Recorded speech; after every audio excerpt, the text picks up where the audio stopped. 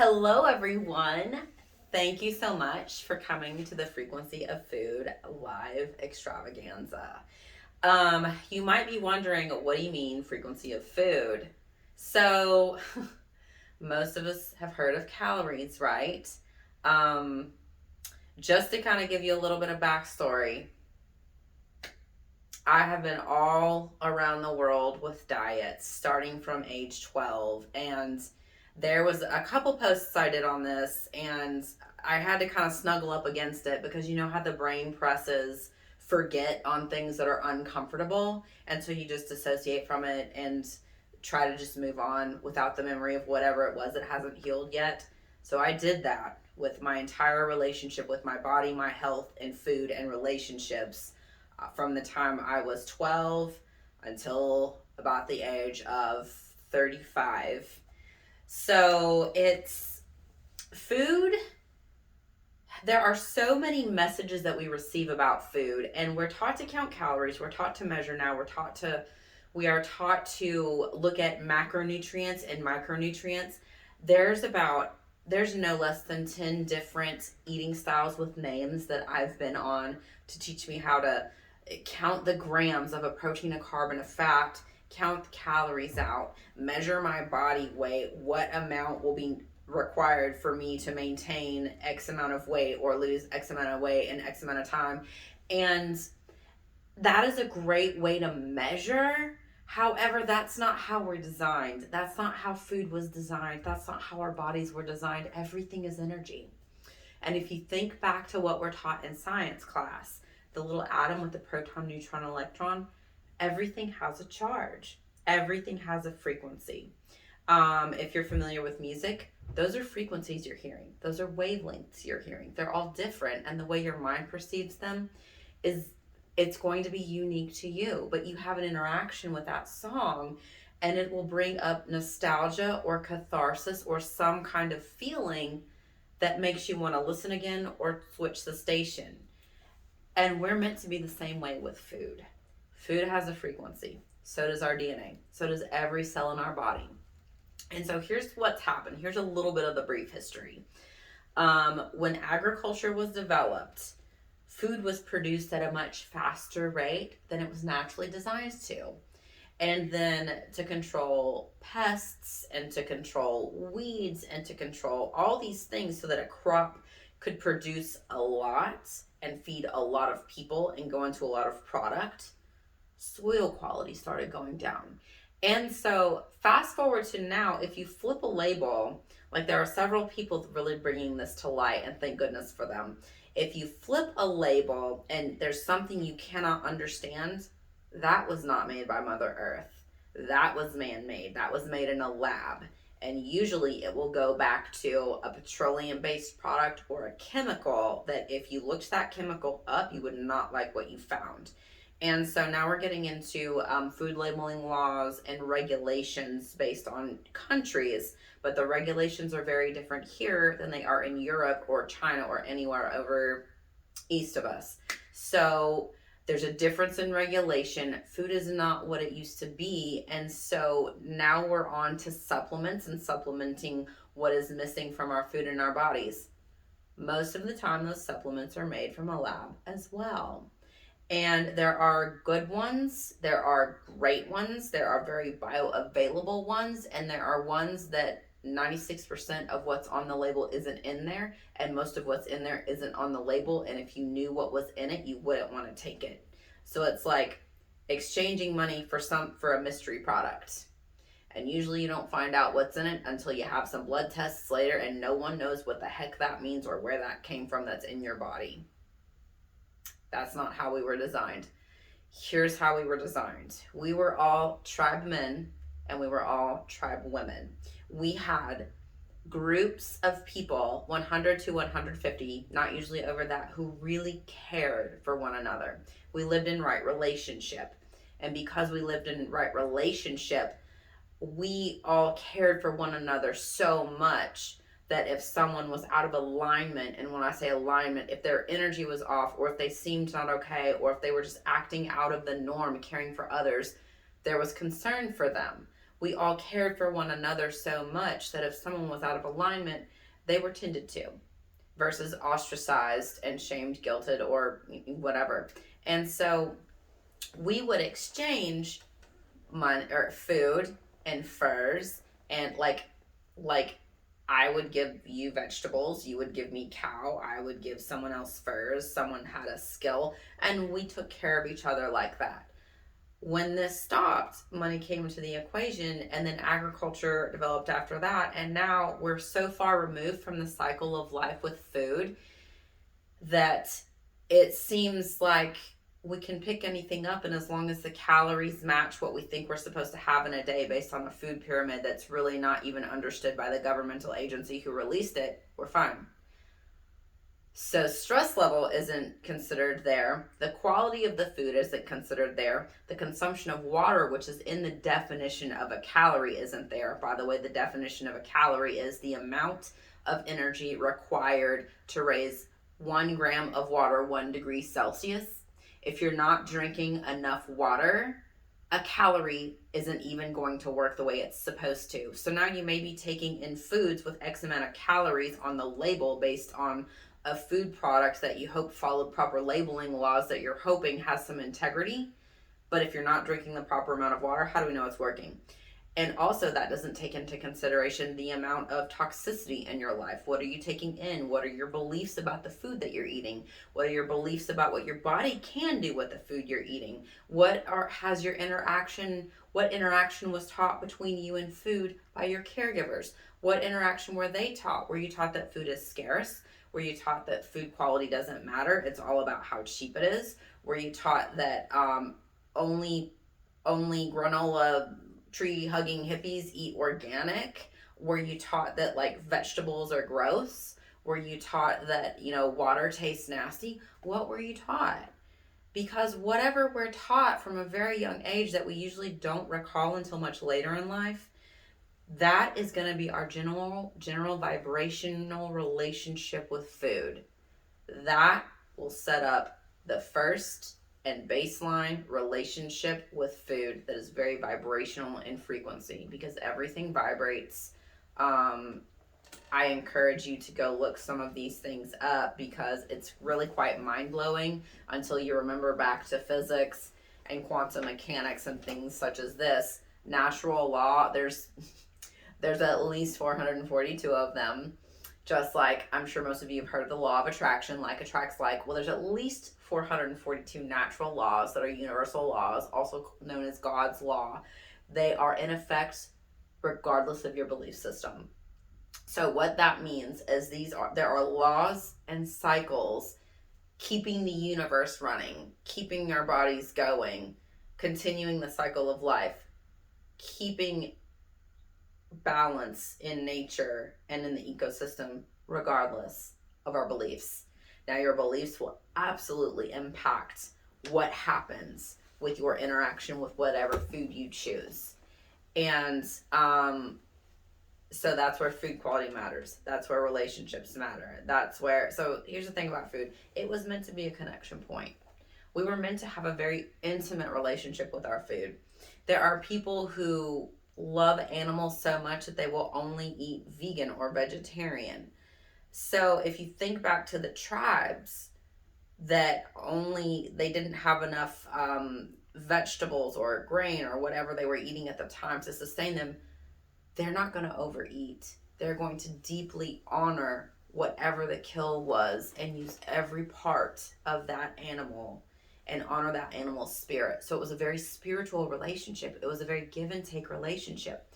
There's actually your DNA gives vibrations off to the holographic universe, and that's how things work with food. There's an exchange of frequency. You're meant to have an experience with food. You're meant to see it and visually start perceiving, is that what my body needs? Color matters. Color matters. When you taste, when you smell it, that's another perception. There's actually some taste interlinked with smell via the olfactory nerve, because smell happens before you put it in your mouth. So if something doesn't smell right and your body picks up on it, you're going to put that aside. And then if it passes the look test and the smell test, first vibration, then there's the look test, then there's the smell test. Once it gets on your tongue, if something is not right, you're going to spit it out. Unless this has been very altered by some scientists intentionally making food addictive. That happens. When I first learned about this in food science, I was horrified. I felt like I had been learning. I got into food science to help people. I got into food science to learn why my body did not seem to function like everyone else's. I couldn't eat what I thought was regular food without having a major acid reflux as a teenager, major weight gain. My weight would fluctuate up to 10 pounds in a few days. We're made to be balanced and in harmony. My body felt like it exploded every time I ate something that it didn't like, but I couldn't figure it out because all I'd ever been exposed to is diet industry, look a certain way, and we're all going to eat this, but why can't your body do this? Like, what's wrong with you? And it was a very guilty, shamey, fear-based, like I had a lot of fear built up around food because I didn't seem to interact the same way as other people. There's always a reason. Your body's always adapting. And I feel kind of like a lotus flower from the mud, but I figured out a lot of things really quickly. The thing I figured out about my body is it just didn't have the nutrients it needed because I didn't have the fundamentals. I didn't understand about water. I didn't understand about soil quality. I had no idea about vibration. I didn't understand belief systems, and I had no clue about fear programming. All this will play a role in your body's capacity to metabolize, in your body's capacity to assimilate, in your body's capacity to sense what is good for you and what is not good for you, and for your body's capacity to have a relationship with that food source. And it really starts at home as a child. So if your caregivers were disconnected, you learned disconnection. And when you try to learn with your mind, that's very dissociated from the body, and the body alarm or the body feeling is going to trump what you mentally think every time. We want it this way. It's divinely made. Your body performs miracles all the time without telling you. Your body is constantly killing cancer cells. It's constantly assessing what needs the most. How do I keep this human alive? What do we need to do next? And so if it is in survival mode, which if you're dehydrated, as in if you're not getting at least half your body weight in ounces of water a day, if you're dehydrated, if you're sleep deprived, if you're getting any less than 8 hours of sleep per day for any length of time, if you are dehydrated or sleep deprived, if you are caffeinated, that is going to take from your reserves. And if you are stressed, if you're in any kind of stressful relationship or in question of whether you want to hold on to something or not, and you internally know it's not good, but you're unsure and you don't want to rock the boat, if you're any of those four things at once, you are in survival mode. And as soon as you're in survival mode, your body goes into lockdown. So if we're in survival mode, we can't assimilate, and now is where leaky gut will come in, and now is where we can't heal and survive at the same time. We can't be in a trauma response and heal at the same time. And so your body is always trying to keep you safe, and it is always adapting. And we're in a society, there's fear messaging everywhere. We're taught that if we don't follow a diet with a book that goes along with it, with a monetized name, we're not doing it right. We're taught that we should be able to eat X amount of calories, and if we can't metabolize, that our metabolism is broken. We're taught that we must exercise this amount of time on this machine that in no way resembles the earth or anything that we were designed to do, with this machine that works all of the muscles, which...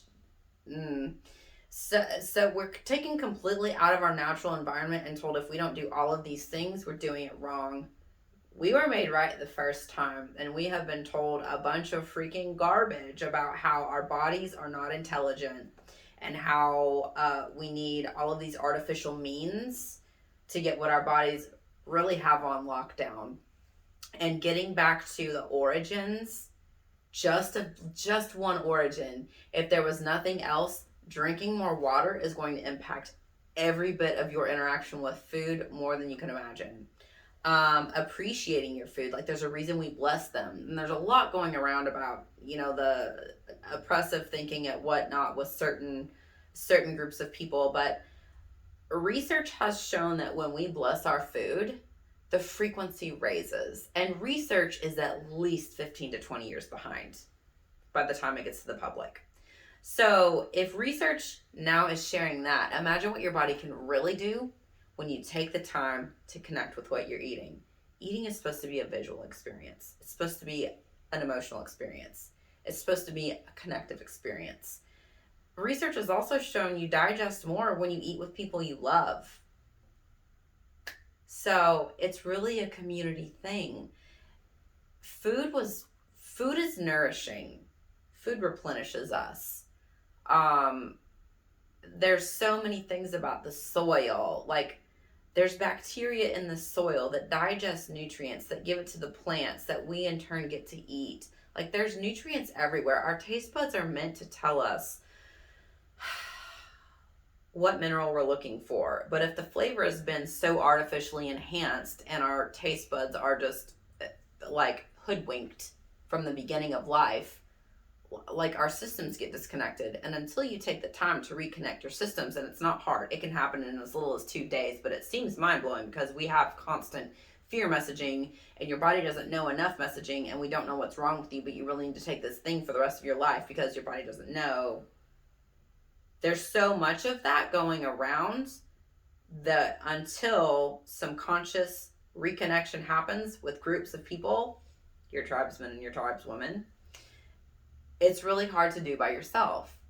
However, your body doesn't really need long, and all of a sudden, weight starts to go, energy starts to go up. You don't even want the caffeine anymore. Sleep is better. You feel better. All of a sudden, your creativity is back. All of a sudden, panic is gone. There went your anxiety. How did I lose that weight? What did I do? And then the mind grabs it and tries to figure it out. That's where we got wrong. Let it happen. So here's where your beliefs really, really, really impact what your body can do. For me, the belief was so strong that I had to be at 1,300 calories, but my body wouldn't drop any weight. I did bodybuilding. Okay, so a little brief history. I started having at about 12 or 13, the problems that most people don't have until they're about 40.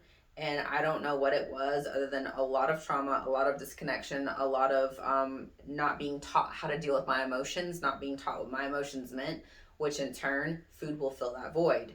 Which, okay, if you eat your feelings and you eat your emotions, that's a little bit of a pacifier, and that can work until it starts to impact your health. And when you don't understand emotions and don't understand your original messaging and don't understand how your beliefs formed, it's a constant struggle at the bottom of the pyramid of change to try and turn things around, and it's just disempowering. I believe in power. I don't believe in deprivation. I don't believe in being broken. Your body is amazing. Your body can heal. All you got to do is know where to start. You're not broken. So the original messaging is going to play a huge role. When that gets flipped, everything changes and you don't have to know why. And your body can take over and the mind will know when it needs to come in and do something. And then all of a sudden when you're expressing health, you start wanting to do the healthy things without caring why you want to do them. And it just naturally becomes part of you instead of having that to-do list that you hate looking at because you don't want to do any of it.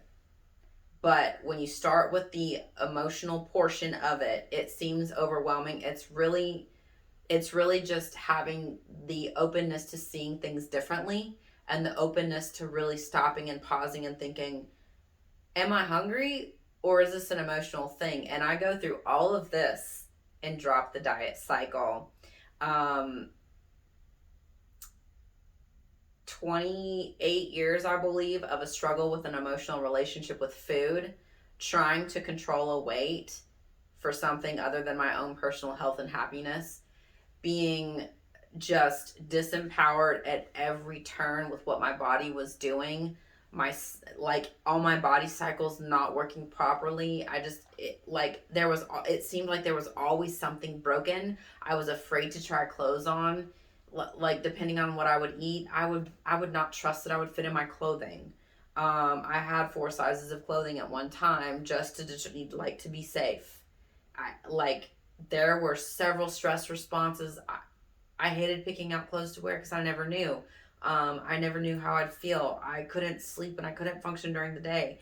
And when I got down to it, I had some severe deficiencies. I had a lot of toxic relationships around me because I never knew how to fill the emotional holes that had never been taught to me.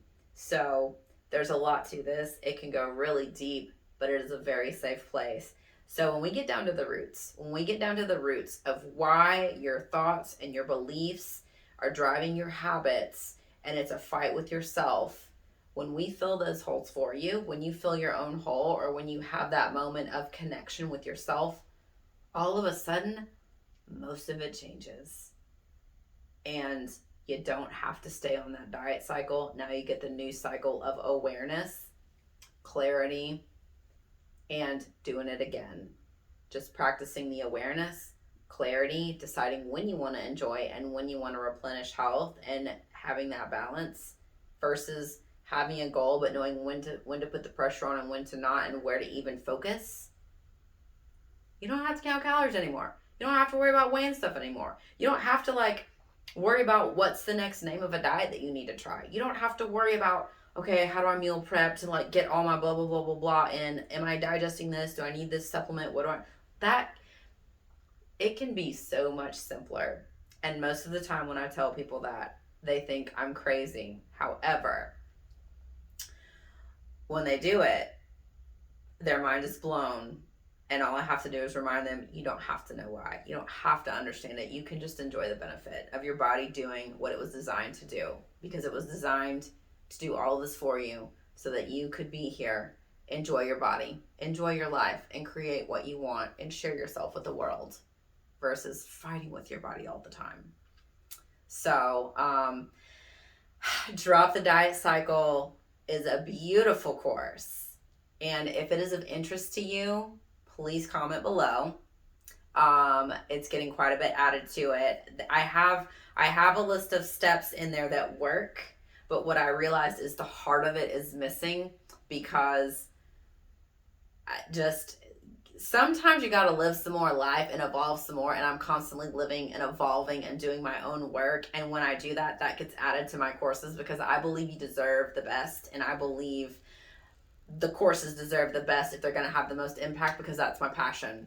I got into this because my health was wrecked at 20 years old, actually 16 years old, and I feel better at 38 than I did at 13. And so your body can reform itself from a physicist standpoint of cell replication in 7 to 10 years. Why not start today? Literally, the vibe you choose will start rolling over into your next cell replication.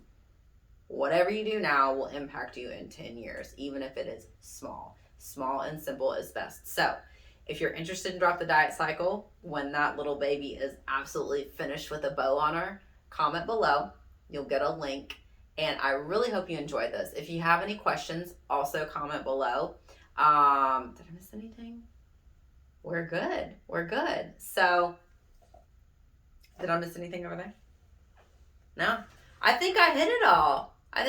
The main thing is, it's not complicated.